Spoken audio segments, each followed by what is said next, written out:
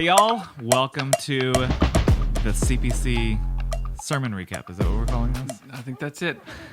Hope y'all are doing well, and we're going to jump right into this. This past Sunday, we had probably the best speaker we have had all year. He was awesome. I agree. Best sermon. We had a guest speaker this last Sunday, Belai Gabru. Is that how you say his last name?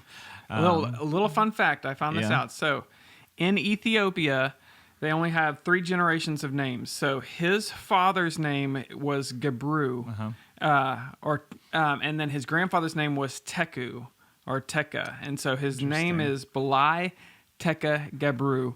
His son's name will be Oni Gabru, or Oni Belai or Gabru Belai. Okay. And so they all have, you have 3 generations, and you're supposed to tell, so he knows a lot about his grandfather. He doesn't know a lot about his great-grandfather. So they kind of lose a lot, but they also focus very much on, your, I don't know. It was just weird. So right now, or when we adopted Annie, they just gave her the name Adilawit Joel. And so that's her official name. We've had it changed now, but she did not like that name. But anyway, interesting. Yeah. So Belai was there on Sunday, and I thought his message was super encouraging. I agree. Not just for me personally, but for our church as a whole. Yes, I loved it. Yes, if you did not hear this message, go listen to it. And it also was inspiring of just how you can make a difference, even if it's not an eternal difference, or it'll be an eternal difference, even if it's just only you and the person you ministered to. It just makes a difference. I agree. I'll just ask you, what impacted you the most from it? I think his encouragement, I got to spend the whole weekend with him, but his encouragement just of how big a deal, even the 5K, which it raised $5,000, which is great, but the way he viewed it was 11 kids were adopted, and it wasn't, as he said, it wasn't just provision of, hey, you sponsored 11 kids. It was, you gave us the money so that we can put these kids in families. It paid for court fees. It paid for, it put them in the homes. They have a waiting list of 200 families right now, I think, that are looking to adopt. And so when they get money, it puts families together. And so it makes a big difference. So I was very inspired by that. There was a time when we were building up to the 5K last year where Meg and I were asking, is all this worth it? Right. Do we need to do this again next year? Because it just felt like it wasn't a lot of money for all the effort. And when he said that on Sunday, it was just like, wow, that's incredible. I agree that our church can do something like that. So I was very encouraged by that. I was also, just him starting off with Isaiah, was it 61? Yeah. That hit in a different. What's funny is we do that. That's our theme verse for camp. One of our 4 years, and for some reason on Sunday, the way he read it or the way he went through it, it hit in a different way. In the same, Erica leaned over right when he said that. I've referenced Isaiah 61 almost every week in the Luke series because that's how Jesus started off his ministry. And so one of the themes is that Jesus is intentionally fulfilling Isaiah 61. And so, that's fit right into the series we're currently in. I didn't even think about that. That's true. Yeah, it was good, really good Sunday. There's our hot take, our reactions there for you. Let's go ahead and hear from a few others here. Let's see what they got to say. Hi, I'm Cooper Botzer, and today I'm with Phil Collins. Mr. Collins, what's something that stood out to you from today's message? Something that stood out to me today from the message was how Belai showed us just how good God can be, even in our brokenness, that he wants to put us back together and come to him in our brokenness so that he can do just that by his blood. Thanks. I loved how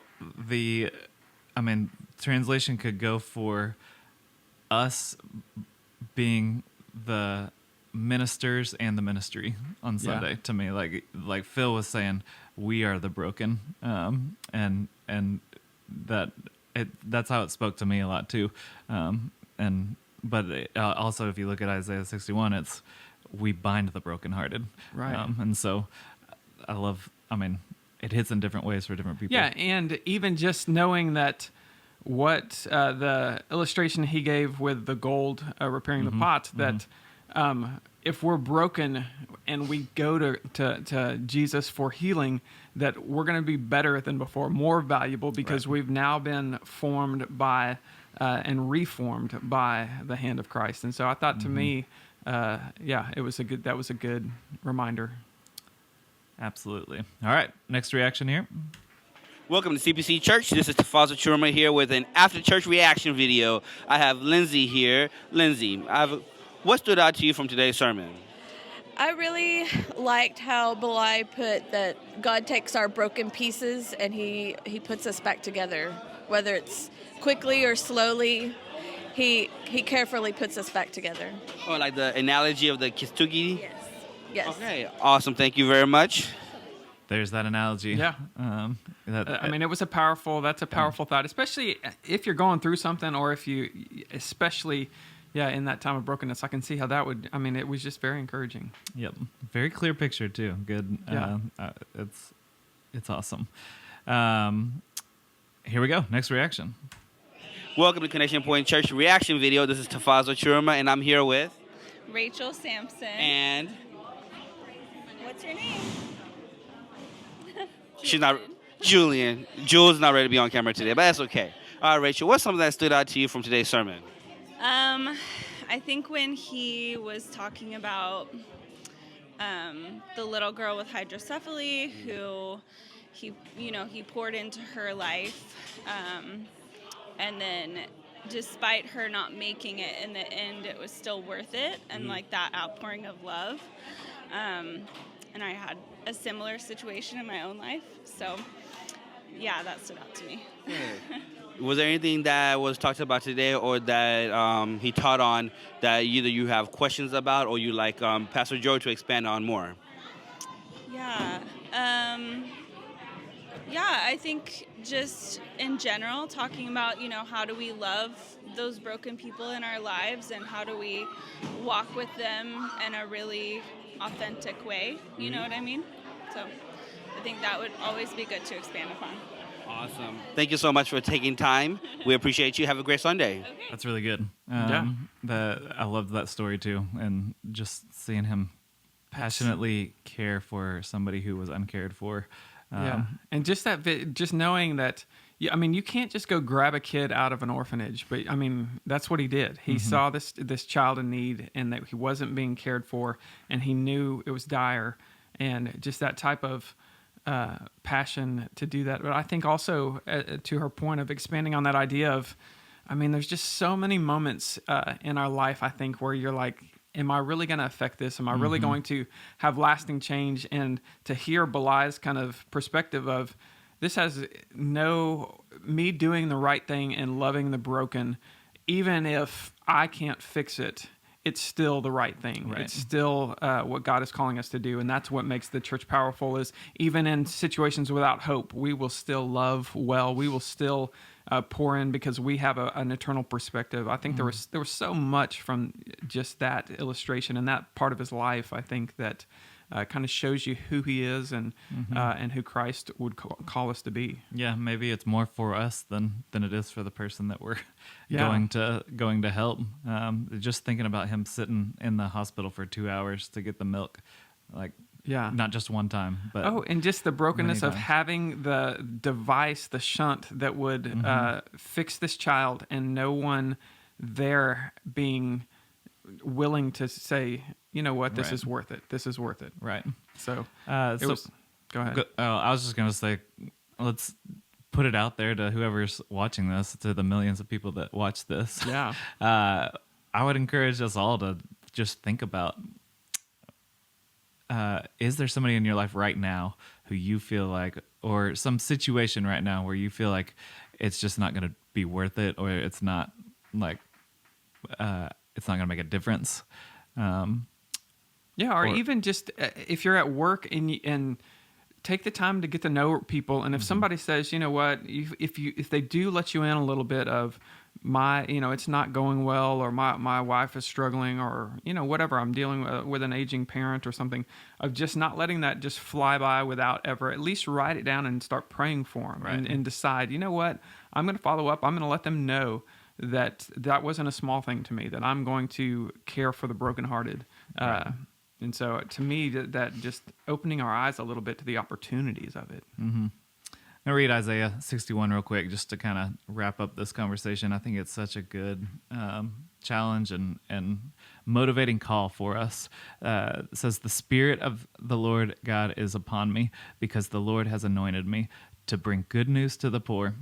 He has sent me to bind up the brokenhearted, to proclaim liberty to the captives, and the opening of the prison to those who are bound." Man, that's a clear call, and I love it. Very good. Seeing yourself as that person was kind of eye-opening to me. It's always, hey, that's who God is, that's who Jesus is. But, the Spirit of the Lord is upon us. It's upon us. So that is a call for us. Yep. Okay, y'all feel free to maybe put it, if we're posting this on Facebook, put it in the comments if something struck you and was encouraging to you about Sunday's sermon. Maybe we can get a little bit of extra feedback or reaction from people. Did want to throw out another resource for the day. We are going to start putting these online in case they start to stack up. The hope is that we have several resources stacking up, so you can come back and look at a online database of good resources for you if you are interested in taking equipping yourself a little bit more with some good study. So today I was just going to share with you my favorite book that I read from last year, and I didn't even look up Tyler Staton. I forgot his name. A pastor in Portland named Tyler Staton wrote a book called "Praying Like Monks, Living Like Fools." It was referred to me by a friend, and it really just gave me a renewed excitement to pray. I've kind of been on a journey of like figuring out why we pray. Is it really meaningful, impactful? Is it necessary? And this just reignited my passion for it. And in a lot of ways, specifically the idea of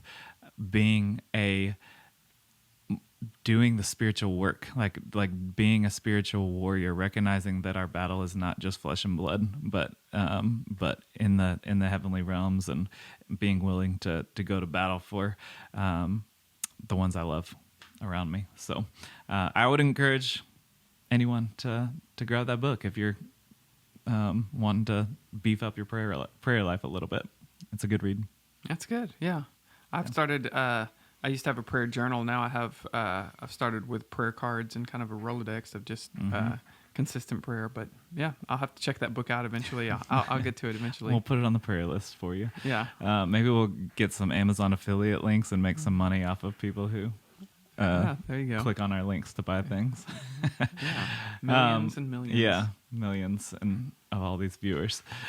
Anything else? That's it. Okay. Thank y'all again for joining us. I hope y'all have a great week. Feel free to reach out if you need prayer this week. We would love to pray for you. And other than that, we'll see you on Sunday.